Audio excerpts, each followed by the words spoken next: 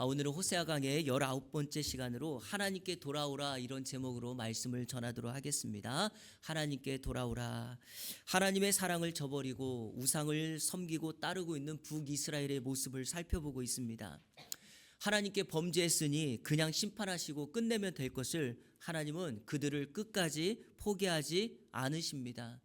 이유가 뭘까요? 하나님은 그 백성들을 사랑하기로 작정하셨고, 그리고 한 번 택한 백성 버리지 않으시겠다 약속하였기 때문입니다. 그 약속의 말씀 다시 한번 우리 읽겠습니다. 이사야서 41장 8절부터 10절 쭉 읽겠습니다. 시작. 그러나 나의 종 너 이스라엘아, 내가 택한 야곱아, 나의 벗 아브라함의 자손아, 내가 땅 끝에서부터 너를 붙들며 땅 모퉁이에서부터 너를 부르고 내게 이르기를 너는 나의 종이라. 내가 너를 택하고 싫어하여 버리지 아니하였다 하였노라. 두려워하지 말라. 내가 너와 함께함이라. 놀라지 말라. 나는 내 하나님이 됨이라. 내가 너를 굳세게 하리라. 참으로 너를 도와주리라. 참으로 나의 의로운 오른손으로 너를 붙들리라. 아멘. 택한 백성 싫어서 버리지 아니하시겠다 약속하십니다. 이 약속이 의미가 있는 것은 오늘을 사는 저와 여러분들에게 이 약속이 동일하게 적용되기 때문입니다. 하나님의 불같은 이 사랑의 약속 때문에 하나님은 이스라엘이 끝까지 회복되기를 원하시고 기다리고 계십니다. 오늘 본문 말씀 6절을 한번 읽겠습니다. 하나님의 그 마음이 그대로 고스란히 담겨져 있습니다. 시작. 그런즉 너의 하나님께로 돌아와서 인애와 정의를 지키며 항상 너의 하나님을 바랄지니라. 아멘. 사랑하는 예언의 성도 여러분, 끊어지고 넘어지고 절망스러운 인생, 회복과 소망을 가지고 다시 일으켜 세울 수 있는 유일한 방법은 하나님께로 돌아오는 것입니다. 하나님께로 그 방향을 틀어 그 하나님을 따라가는 것이 회복의 출발입니다. 그래서 호세아서 11장부터 마지막 14장까지는 하나님께 돌아온다면 반드시 살 수 있다, 회복될 수 있다라고 하는 말씀을 반복하여 강조하고 있습니다. 혹시 오늘 예배하는 저와 여러분들 가운데 이 하나님의 사랑과 회복이 필요하신 분들이 있다면 오늘 이 말씀이, 즉 하나님께 돌아오라고 하는 이 명령이 저와 여러분과 여러분의 공동체를 살리는 복된 말씀 될 줄로 믿습니다. 누가복음 15장에 보면 잃은 것을 찾는 비유, 세 가지의 비유가 등장합니다. 이 비유의 핵심은 잃어버린 것을 찾은 그 기쁨에 아버지 하나님의 기쁨을 소개하는 말씀입니다. 잃은 양의 비유, 잃은 드라크마의 비유, 그리고 탕자의 비유라고 하는 것이 등장합니다. 이 비유 세 가지의 핵심, 클라이맥스는 바로 탕자의 비유입니다. 그런데요, 이 탕자의 비유는 잃어버린 것이 아니라 작은 아들, 한 집안에 있는 이 형제 아들 중에 작은 아들이 아버지의 재산을 가지고 집을 나가버린 거예요. 자신의 기쁨과 유익을 위해서, 즐거움을 위해서 나갔는데 이 모습이 똑같이 오늘 하나님을 배교하고 하나님을 떠나는 이스라엘 백성과 동일한 모습이에요. 하나님은 끝까지 그들을 축복했지만 그들은 하나님을 저버리고 하나님이 아닌 우상을 따르며 자신의 기쁨과 즐거움을 따라 사는 모습. 그런데 여러분, 이들의 모습과는 다르게 우리 하나님께서 탕자의 비유에서도 오늘 말씀에서도 동일하게 나타나는 핵심이 하나가 있어요. 바로 탕자가 집을 나간 이후부터 아버지는 그 다음 날부터 그 아들을 기다리고 있다는 것이고, 이스라엘 백성들이 하나님을 잊어 배교하며 우상을 섬기며 떠났지만 하나님은 여전히 그들이 하나님께로 돌아오기를 기다리고 있다라는 것입니다. 사랑하는 여러분, 바로 그 하나님의 돌아오는 마음을 우리는 오늘 읽었던 본문 말씀 중심으로 해서 기억해야 할 것입니다. 호세아서를 강의하면서 이 하나님께로 돌아오는 것이 회복의 방법이고 살 길이라고 하는 것을 제가 한 2번 정도 설교했습니다.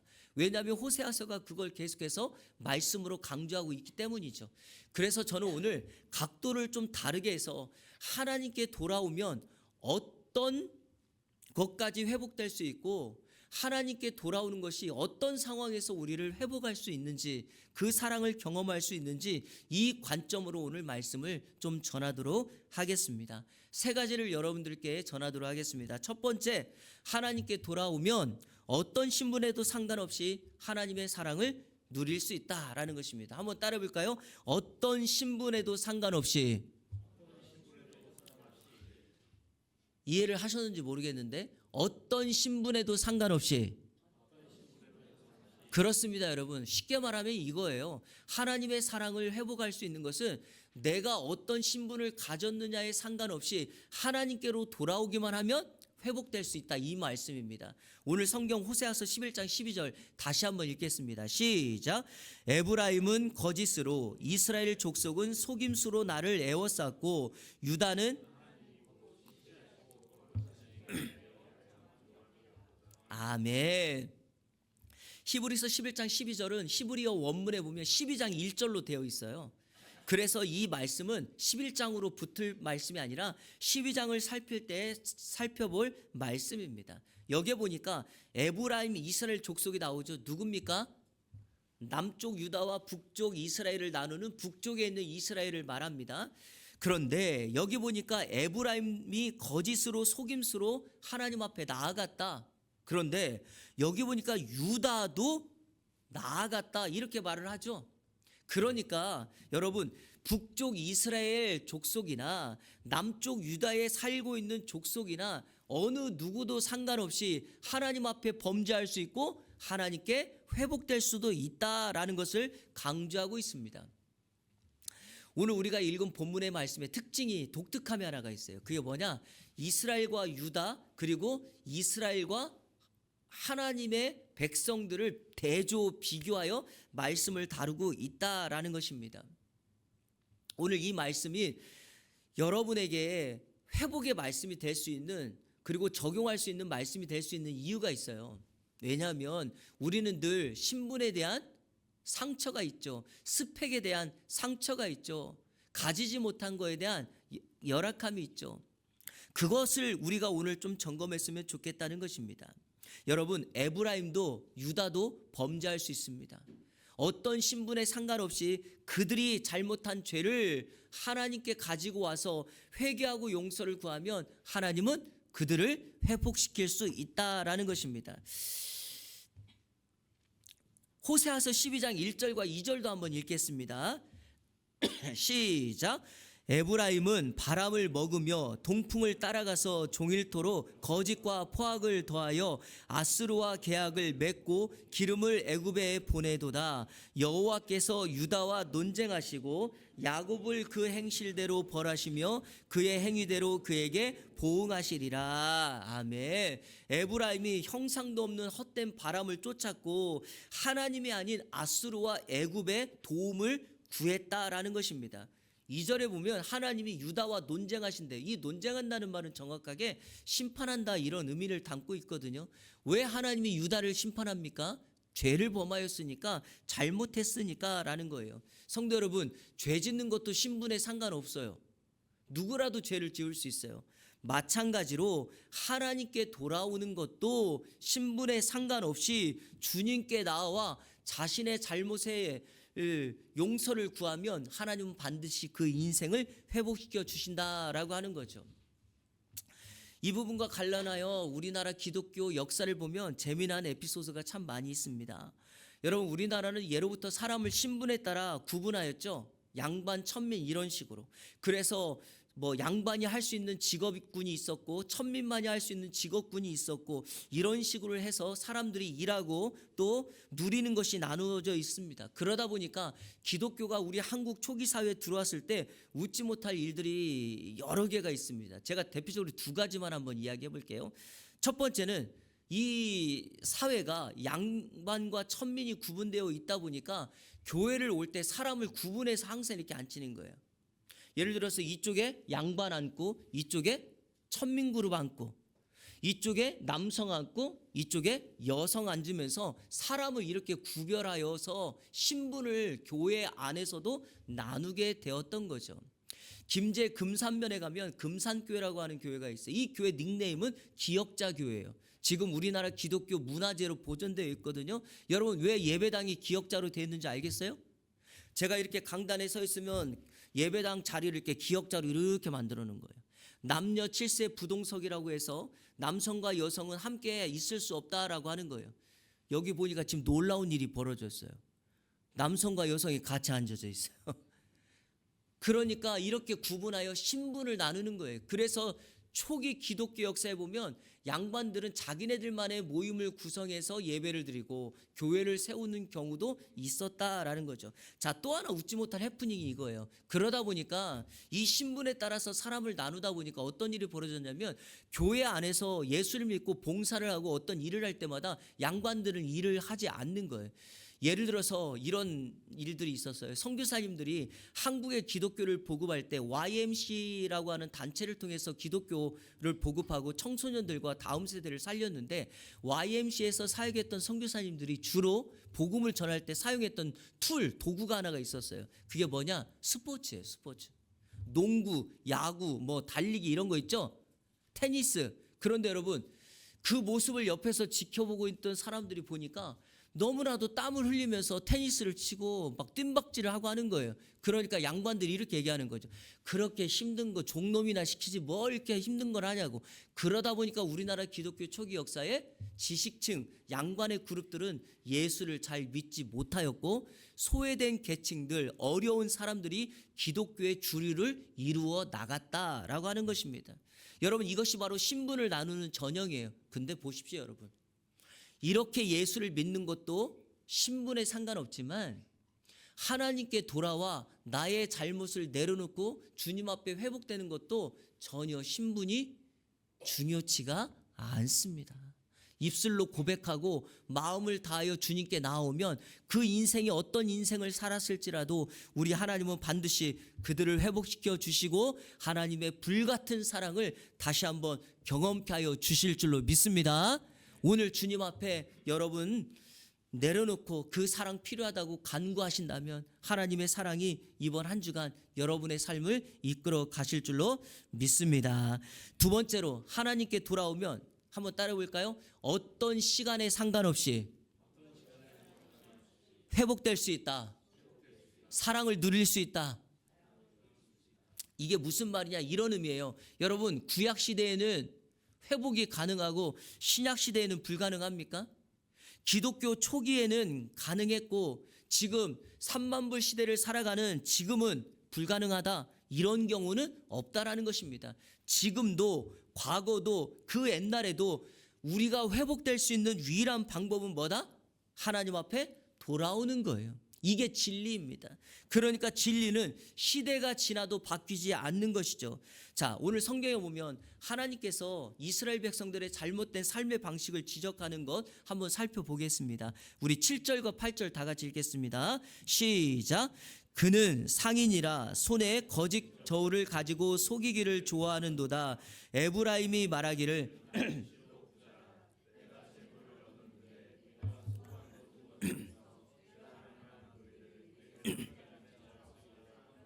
아멘. 여러분 상인인데 상인이 거짓 저울, 잘못된 저울을 가지고 사람들을 속여서 자신의 부를 축적하였다라고 말합니다.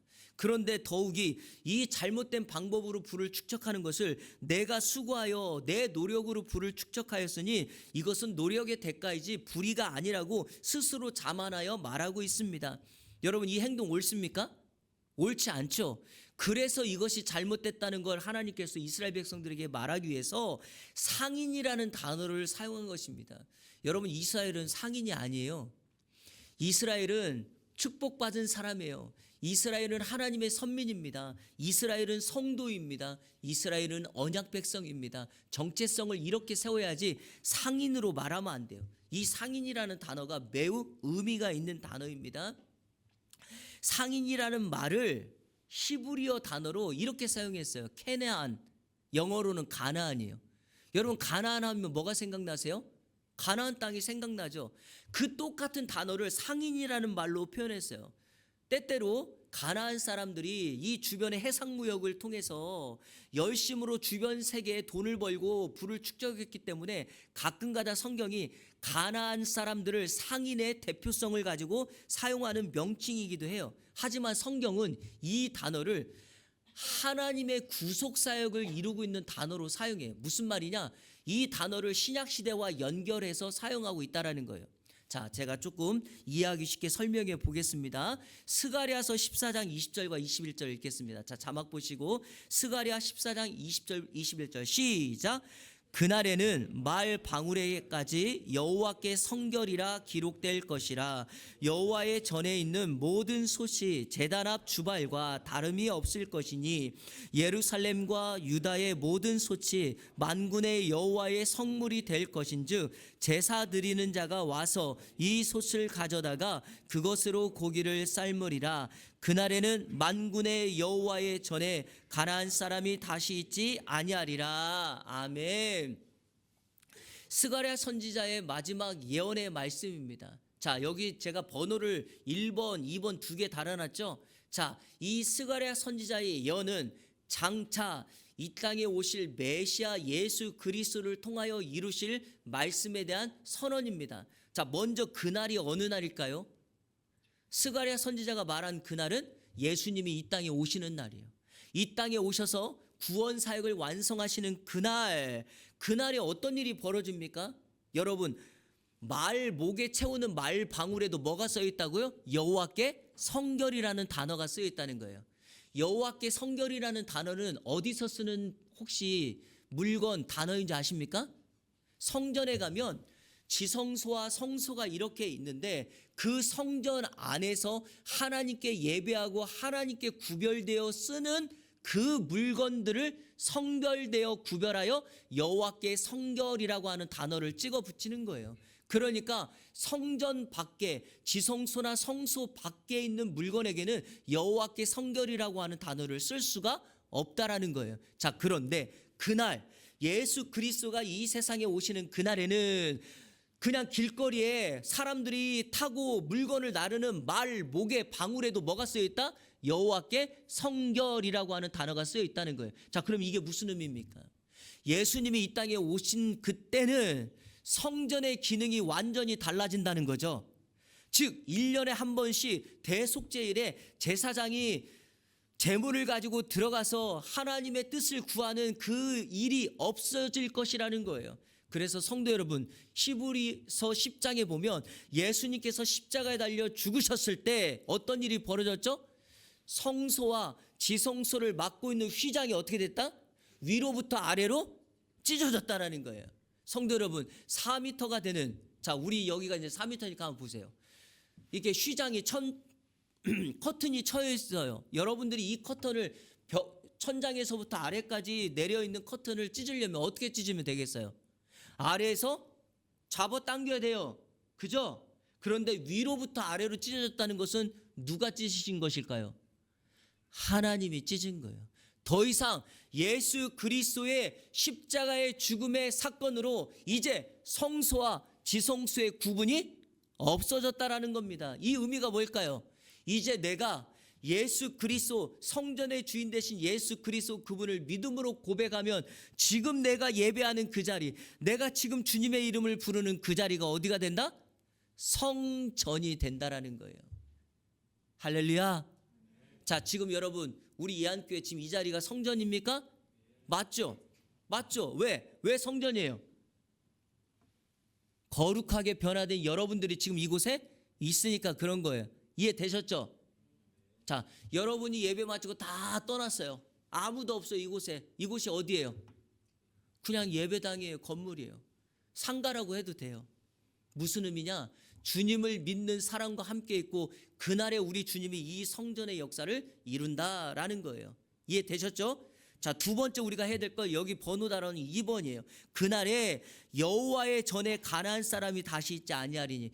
혹시 이제 성경을 안 찾았으니까 이 가나안 사람이라고 하는 스가랴서 14장 21절에 밑에 관주에 보면, 아니 관주에 안 들렸으면 영어 관주에 보면 단어가 하나가 이렇게 붙어 있어요. 가나안 사람 해놓고 상인, 또는 영어 단어로 머천트라고 하는 상인을 의미하는 단어가 붙여져 있어요. 이 가나안 사람이 뭐라고요? 상인이라고 번역해야 된다는 거예요. 자, 그러면 우리는 이걸 딱 듣는 순간 여러분들이 떠올려야 될 사건이 하나가 있어요. 예수님께서 공생의 사역을 마무리할 때쯤에 성전에 들어가셔서 하셨던 일이 하나가 있어요. 그게 뭐냐? 자, 우리 요한복음 2장 14절부터 16절 읽겠습니다. 다 같이 읽습니다. 시작. 성전 안에서 소와 양과 비둘기 파는 사람들과 돈 바꾸는 사람들. 자, 여러분 먼저 소와 양과 비둘기 파는 사람들을 우리는 뭐라고 불러요?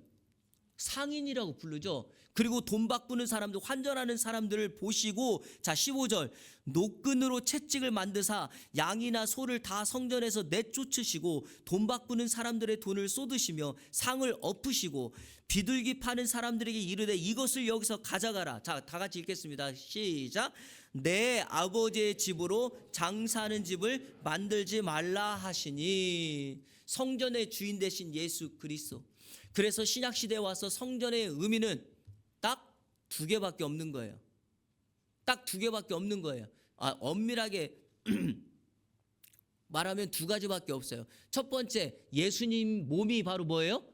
성전이에요. 두 번째는 예수 그리스도를 믿어 성령이 거하는 그 성도를 뭐라 불러요? 성전이라고 부르는 거예요. 그러니까 우리 주님이 이 가나안 사람 상인을 다 내쫓으셨다는 거예요. 자, 그러면 여러분, 구약의 말씀과 신약의 말씀이 동일하게 연결되는 이유는 무엇입니까? 하나님께 회복될 수 있는 방법 동일하다는 거예요. 구약 시대에도 하나님께 돌아오면 어떤 죄를 저지른 사람이라 할지라도 회복될 수 있다는 것을 신약 시대에도 우리 주님은 명확하게 예수 그리스도 그분을 믿고 따르면 내가 너희를 회복하겠다라고 말해주는 거예요. 남성 여성 상관없어요. 있는 자 없는 자 상관없어요. 건강한 자 병든 자 상관없어요. 우리가 주님의 이름을 부르면 주님은 우리를 회복시키시고 하나님의 자녀로 삼아 주실 줄로 믿습니다. 가끔가다 이런 말을 하시는 분들이 있어요. 신앙생활 하시는 분 중에 우리 어릴 적 옛날이 예수 믿기 좋았다 이런 말을 하시는 분들이 있어요. 하지만 결코 그런 적은 단 한 번도 없어요. 왜냐? 아담과 하와가 에덴 동산에서 하나님 앞에 범죄하고 타락한 이후에 이들이 에덴 동산에서 추방된 이후에 한 번도 예수 그리스도를 믿기 편하고 좋았던 적은 없어요. 왜? 사단은 끊임없이 우리에게 영적 전쟁을 거르며 우리로 하여금 하나님이 아닌 세상을 따르게 하고 예수님의 은혜를 아닌 세상의 것을 유익하게 달콤하게 정욕에 빠지도록 만들기 때문이죠. 그러므로 과거보다 지금이 더 좋았던 적은 없어요. 그러면 무엇입니까? 몸부림치며 지금도 여전히 주님을 따라야 되죠. 사실 엄밀하게 말하면 과거가 더 힘들었어요. 여러분 초기 기독교 역사를 보세요. 예수 믿는다고 사람이 목이 잘려 죽었어요. 사자굴에 들어가요. 팔팔 끓는 가마에 들어가서 순교당했어요. 우리 한국 기독교 역사도 어떠합니까? 70년 전에 여러분 한국 전쟁이 일어났을 때 공산당들이 예수 믿는 목사님들 성도들을 죽였어요. 일제 치하에 있을 때는 예수를 부인하지 않으면 천황을 섬기지 않으면 죽이겠다라고 하는 그런 시대가 있었어요. 지금은 그런 시대 아니잖아요. 그런데 지금이 더 예수 믿기 어렵고 쉽고 이런 경우는 없다니까요. 한 번도 쉬웠던 적은 없습니다. 그러므로 저와 여러분들은 지금 이 시간 하나님의 말씀을 붙들고 하나님의 은혜를 붙들고 그 하나님을 쫓아가는 저와 여러분의 삶이 되시기를 주님의 이름으로 축원합니다. 마지막 셋째로 하나님께 돌아오면 자 한번 따라해보세요. 어떤 장소에도 상관없이 회복될 수 있어요. 성도 여러분, 어떤 장소에 상관없이 회복될 수 있어요. 자 11절 오늘 성경 호세아서 12장 11절 다 같이 읽겠습니다. 시작. 길르앗은 불의한 것이나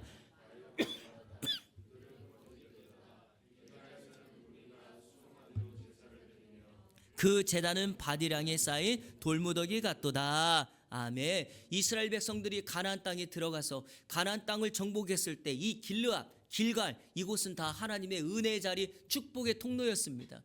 하지만 그 축복의 장소에서 어떻게 해요? 하나님의 은혜를 저버리고 하나님을 부인하고 우상을 섬기니 길르앗과 길갈에서 죄를 범하는 거죠. 자 우리 12절도 다 같이 읽겠습니다. 12절 시작.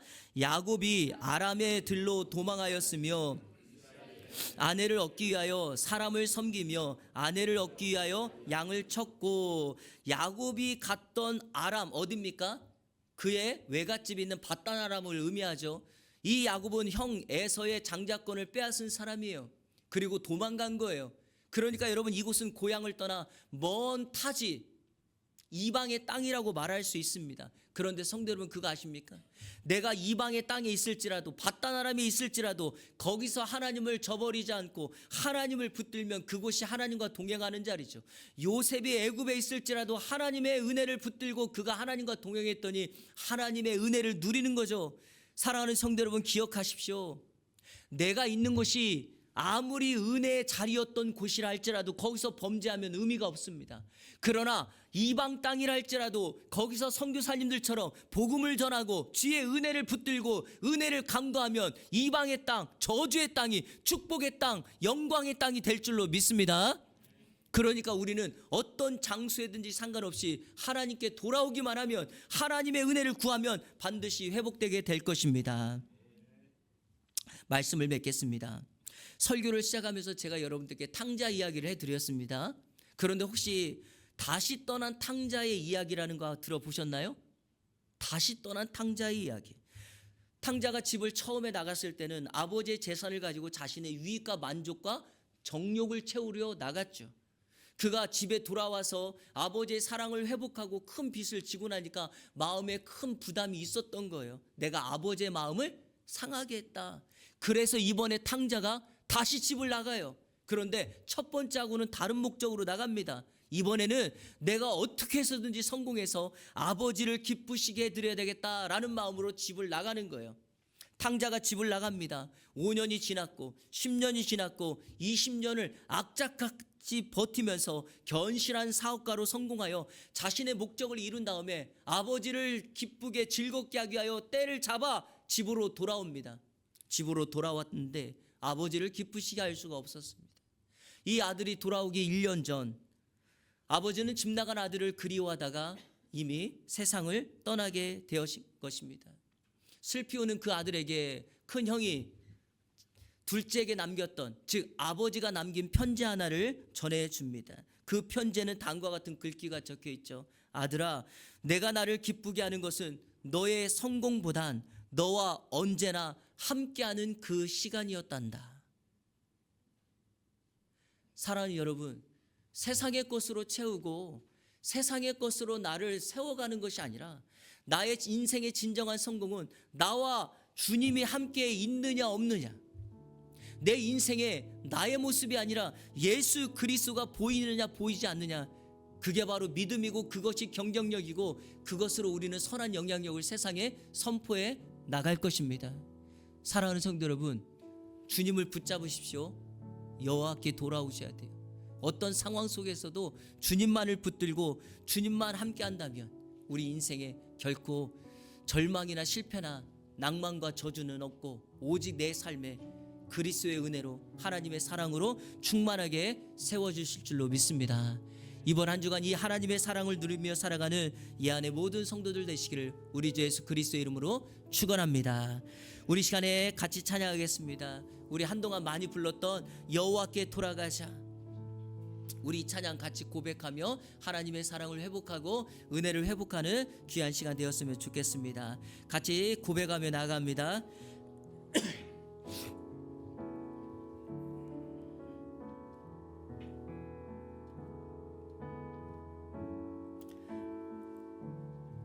나를 떠나 돌아섰지만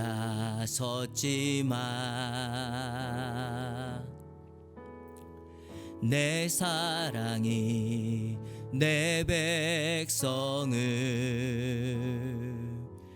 포기 못하니 내 모든 것 내어주고 나 그들을 얻으리라. 여호와께 돌아가자, 우린 돌아가자. 돌아서도 그는 변치 않네. 여호와께 돌아가자.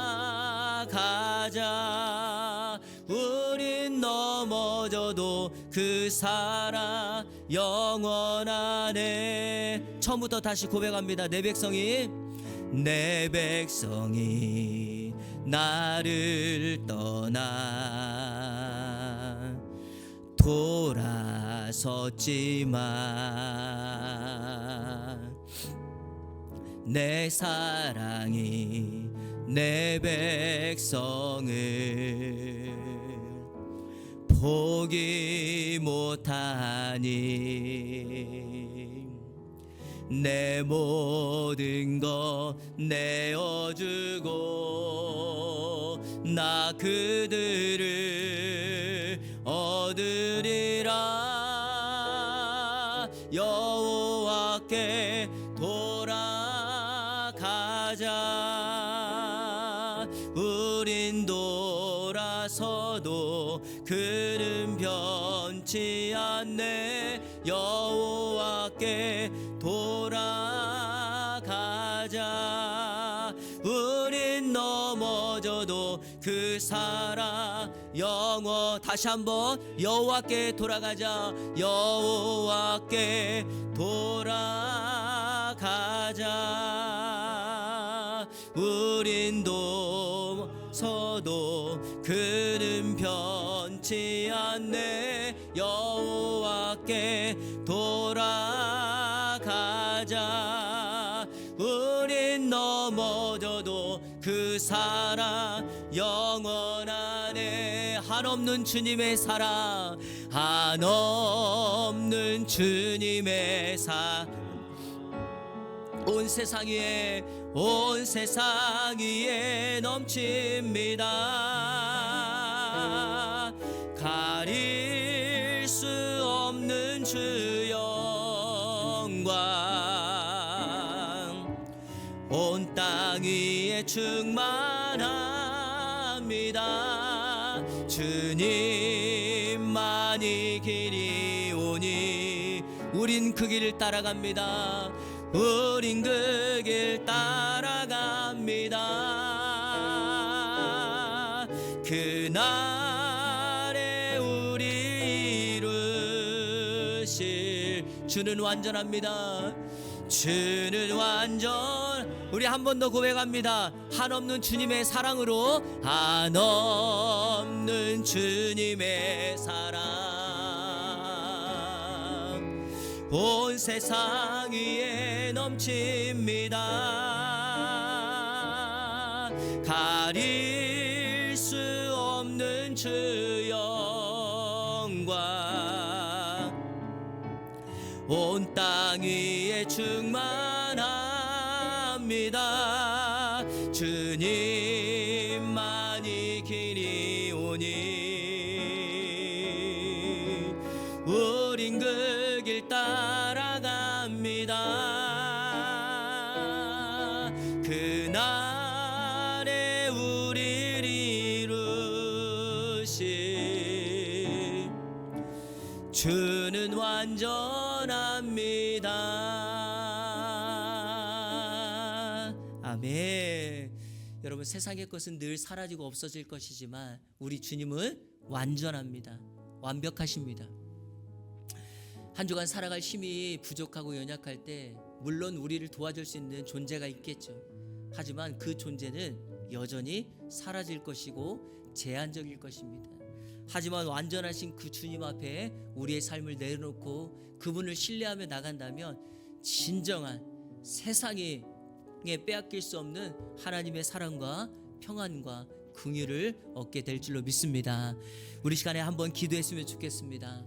하나님, 이번 한 주간 내 삶이 세상이 아니라 주님을 바라보고 주님께 돌아가 진정한 하나님의 사랑을 경험케 하는 우리 개인 그리고 우리의 가정, 우리의 자녀들이 되게 해달라고 기도하십시오. 두 번째, 특별히 여러분, 우리 사랑하는 다음 세대가 이 세상에서 어떻게 살아가기를 원하십니까? 세상적인 성공 중요하겠죠. 하지만 하나님 앞에 칭찬받는 믿음의 선배들처럼, 요셉처럼 다윗처럼, 다니엘처럼 힘들고 험한 영역이지만 하나님께 쓰임받는 사람 되기를 원하지 않습니까? 하나님, 나의 사랑하는 자녀들, 그리고 우리 이 안에 다음 세대를 축복하여 주셔서 시대를 살려내고 믿음의 길을 향해 나아가는 믿음의 사람 되게 해달라고 우리 시간에 이 두 가지를 놓고 다 같이 합심하며 기도하며 나갑니다. 동성으로 기도하겠습니다. 좋으신 아버지 하나님 감사합니다. 하나님께 돌아오면 산다라는 말씀을 전하였습니다. 하나님, 이번 한 주간도 하나님의 말씀을 붙들고 살아갈 수 있도록 인도하여 주시옵소서. 우리가 어떤 신분이든지 어떤 시간이든지 어떤 장소이든지 그것에 상관없이 하나님의 은혜를 구하며 하나님의 사랑을 의지하며 나아가게 하여 주옵소서. 주님께 돌아오면 어떤 누구라도 어느 시대라도 어떤 곳이서라도 회복되고 하나님의 은혜를 경험하여 나아갈 줄로 믿사오니 그렇게 살아가는 우리의 심령이 될 수 있도록 인도하여 주시옵소서. 주님 감사합니다. 우리의 사랑하는 자녀들 다음 세대를 축복하며 기도합니다. 한 걸음 한 걸음 미래를 향하여 나아갈 때 하나님, 그 발걸음이 믿음의 발걸음 되게 하여 주시옵소서. 하나님께서 칭찬하시고 인정하시는 믿음의 경쟁력을 갖는 우리의 자녀들 다음 세대가 될 수 있도록 인도하여 주옵소서. 세상에서는 성공하고 하나님께는 버림받는 인생 되지 않게 하여 주시고 하나님 앞에 칭찬받고 하나님 앞에 인정받는 믿음의 사람으로 설 수 있도록 인도하여 주옵소서. 다니엘의 영성을 허락하시고 다윗과 요셉의 영성을 허락하여 주셔서 주님이 우리에게 원하셨던 그 길을 향하여 나아가는 우리의 다음 세대 자녀들이 될 수 있도록 인도하여 주옵소서. 우리 이 안에 성도들을 기억하시고 가정과 사업장에 평안을 주시고 하늘의 은혜를 구하며 나가는데 부족함이 없도록 인도하여 주옵소서. 성도들 한 가정 사람마다 늘 감사의 고백이 넘쳐나게 하시고 하나님의 은혜를 누리며 나아가는 복된 은혜 역사가 임할 수 있도록 인도하여 주옵소서. 성령 충만한 삶을 살아가게 하시고 하나님께 받은 사랑을 세상의 축복의 통로로 흘려보내는 복된 은혜 역사가 있게 하여 주시옵소서.